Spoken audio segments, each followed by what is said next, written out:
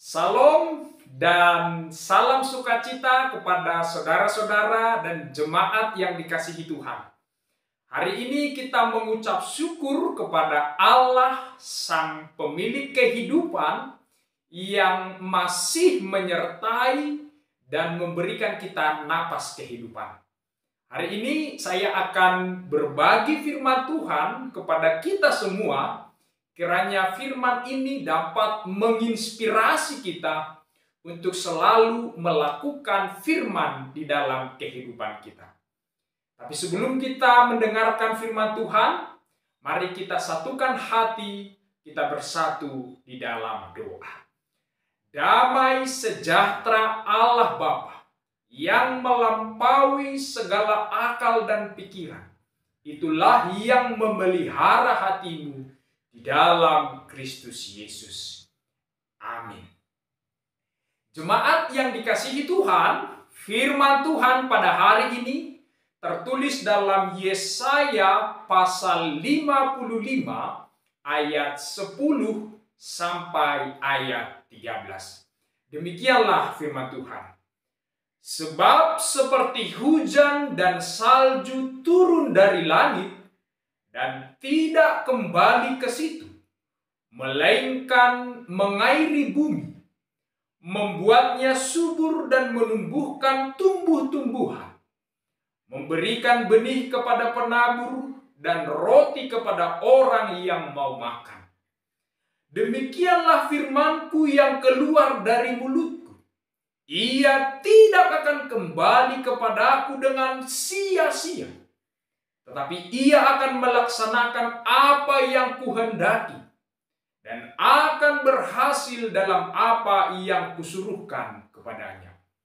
Sungguh, kamu akan berangkat dengan sukacita dan akan dihantarkan dengan damai.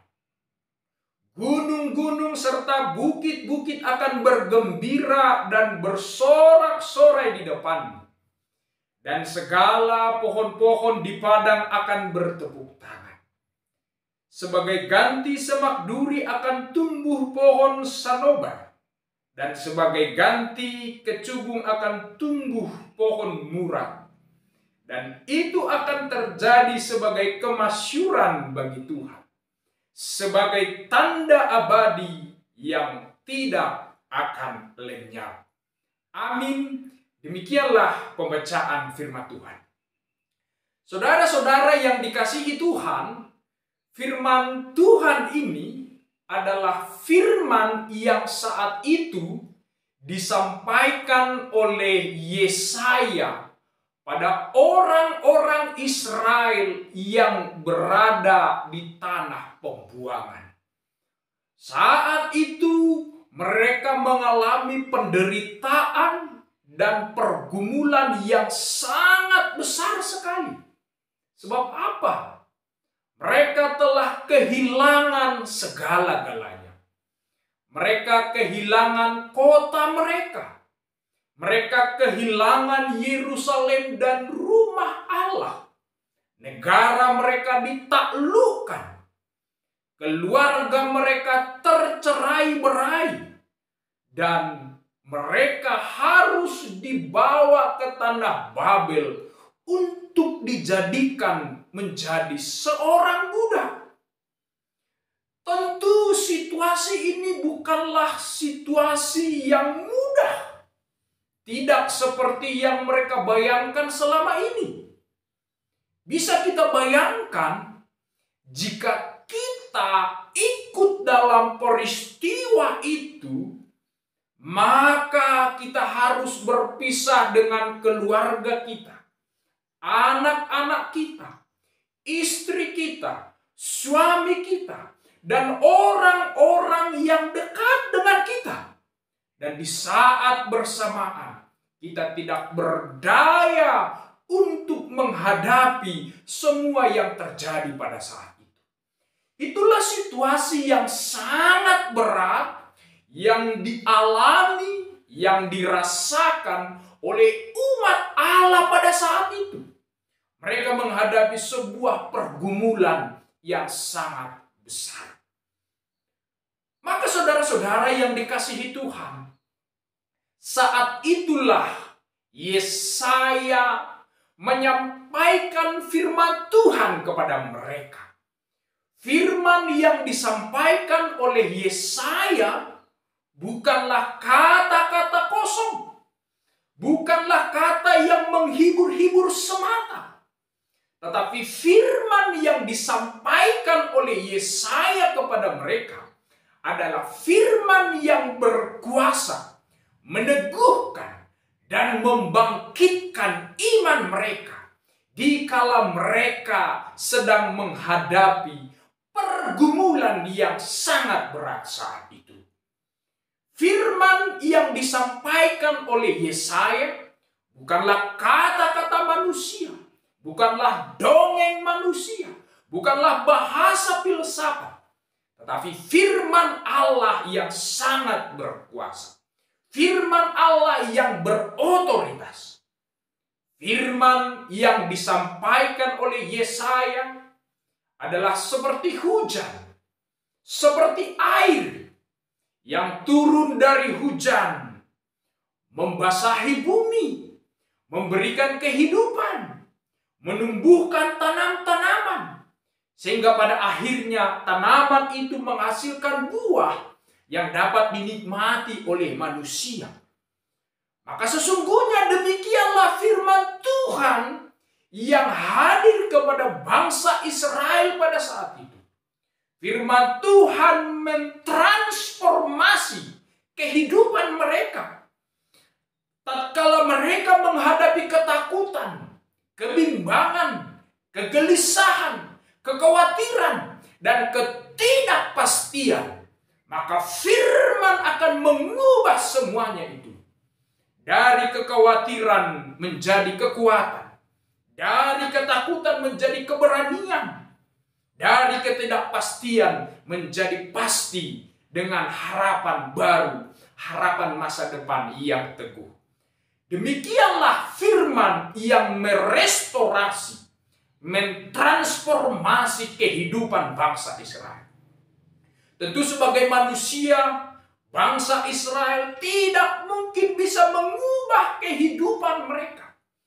Tidak berdaya mengubah apa yang mereka alami. Sebab mereka adalah bangsa dan orang-orang yang terbatas. Tetapi firman Allah, firman yang berkuasa itulah yang mengubah, mentransformasi kehidupan umatnya menjadi umat yang berpengharapan teguh. Maka dengan firman Tuhan, walaupun mereka hidup di dalam perbudakan, tapi ada pengharapan yang teguh di dalam firman itu sendiri. Semua itu bisa terjadi karena firman Allah sangat berkuasa. Kalau kita baca di dalam kitab Kejadian, di sana kita akan melihat bagaimana firman itu benar berkuasa. Apa yang Allah katakan, apa yang Allah firmankan, semua akan menjadi. Ketika Allah berkata, jadilah terang, maka terang itu pun jadi. Jadilah petang, maka petang itu pun jadi. Demikianlah firman Allah yang dulu, sekarang, sampai selama-lamanya terus akan berkuasa di dalam kehidupan orang yang percaya. Dan kita tahu saudara-saudara yang dikasihi Tuhan, firman Allah tidak akan mungkin gagal. Sebab firman Allah itu akan menjadi seperti yang direncanakan oleh Allah. Dan tidak akan kembali kepada Allah dengan sia-sia. Apa yang difirmankan oleh Tuhan, apa yang direncanakan oleh Tuhan, akan sesuai dengan firman dan rencana Allah kepada umatnya dan kepada orang-orang yang percaya. Kita bisa belajar dari sejarah pemberitaan firman Tuhan. Walaupun banyak pemberita-pemberita, saksi-saksi Tuhan yang ditangkap, dipenjarakan, bahkan mati martir. Walaupun banyak gereja yang ditutup dan dibakar, kita melihat firman Allah tidak pernah gagal. Apa yang Allah beritakan tetap menjadi dan berlangsung. Manusia boleh saja gagal, tetapi firman Allah itu tetap bekerja dan berotoritas. Sebab firman Allah itu tetap berkuasa di tengah-tengah kehidupan kita. Maka kita bisa belajar dari sejarah kehidupan bangsa Israel. Allah bekerja melalui Raja Kores yang akan membebaskan mereka. Demikianlah sesungguhnya pekerjaan Allah, firman Allah yang berotoritas dalam siapa saja. Sebab firman Allah itu berasal dari Allah. Maka saudara-saudara yang dikasihi Tuhan, saya mau katakan kepada kita. Bisa saja hari ini kehidupan kita tidak seperti yang kita harapkan dan yang kita bayangkan. Bisa saja hari ini kita mengalami berbagai kesusahan dan kesulitan. Bisa saja hari ini kita punya berbagai banyak persoalan dan problem dalam kehidupan ini.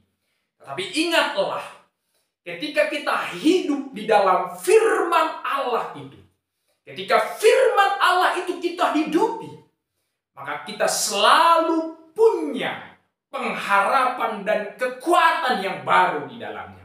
Maka jangan ragu, jangan bimbang di dalam firman Tuhan. Sebab firman Allah itu pasti berkuasa di dalam hidup kita. Maka sebagai orang yang percaya, kita harus mengimani firman Tuhan. Harus hidup di dalamnya. Karena firman itu berkuasa di dalam hidup kita. Maka yang kita lihat di sini, apa janji Allah kepada bangsa Israel. Janji pemulihan yang Allah nyatakan kepada mereka. Allah berkata di ayat ini, kamu akan berangkat dengan sukacita dan akan dihantarkan dengan damai. Gunung-gunung serta bukit-bukit akan bergembira dan bersorak-sorai di depanmu. Dan segala pohon-pohon di padang akan bertepuk tangan. Demikianlah sesungguhnya rencana Allah yang dinyatakan oleh Allah kepada umat-umatnya saat itu. Ada janji Allah di dalam firman-Nya. Janji pemulihan. Bukan untuk membinasakan, tetapi untuk memulihkan kehidupan mereka. Mereka akan pulang dan mereka akan disambut dengan sukacita. Gunung-gunung, bukit-bukit akan bersorak-sorai melihat umat Allah kembali ke tanah yang dijanjikan Allah pada mereka. Melihat umat Allah akan kembali ke kotanya. Semua akan melihat pekerjaan Allah di dalam kehidupan mereka. Kita melihat di dalam teks ini, Allah mengubah duka mereka menjadi sukacita. Allah mengubah pergumulan mereka menjadi sebuah pembelajaran iman. Demikianlah transformasi kehidupan terjadi melalui firman Allah. Maka kita yang hidup hari ini, kita harus mengimani firman yang berkuasa di saat itu, saat ini juga berkuasa. Maka jangan ragu sedikit pun. Ketika kita hidup di dalam firman, yakinilah firman pasti akan bekerja. Saya mempunyai sebuah cerita seperti ini. Ada seorang laki-laki yang tinggal di daerah yang bersalju. Pada suatu saat, kampung halamannya, tempat di mana dia tinggal, diselimuti oleh salju yang sangat tebal sekali. Tentu bagi orang manusia, keluar dari rumah dengan salju yang tebal itu akan mudah sekali tersesat. Tidak tahu jalan pulang karena semua jalan tertutup oleh salju. Lalu apa yang dia lakukan? Si laki-laki ini mempunyai cara yang sangat unik. dia mengikatkan sebuah tali kepada tubuhnya. Tali itu dia ikatkan ke rumahnya. Maka ketika dia keluar dari rumah, dia selalu terikat oleh tali itu. Sehingga ketika dia pulang dari ladang atau dari tempat di mana ia bekerja, dia tidak akan tersesat. Sebab apa? Walaupun matanya tidak bisa melihat jalan, tetapi karena tali yang mengikat di tubuhnya, dengan itulah sebagai kompas baginya untuk kembali ke rumahnya. Maka hari ini saudara-saudara yang dikasihi Tuhan, yang mau saya katakan adalah, tali itu diibaratkan dengan firman Tuhan. Maka selama kita mengikatkan diri kita dalam firman Tuhan, walaupun ada banyak badai di dalam kehidupan ini, badai pergumulan, badai persoalan, badai penderitaan, selama hidup kita diikatkan dalam firman Tuhan, kita tidak akan tersesat.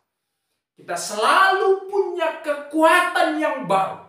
Kita selalu punya jalan yang baru.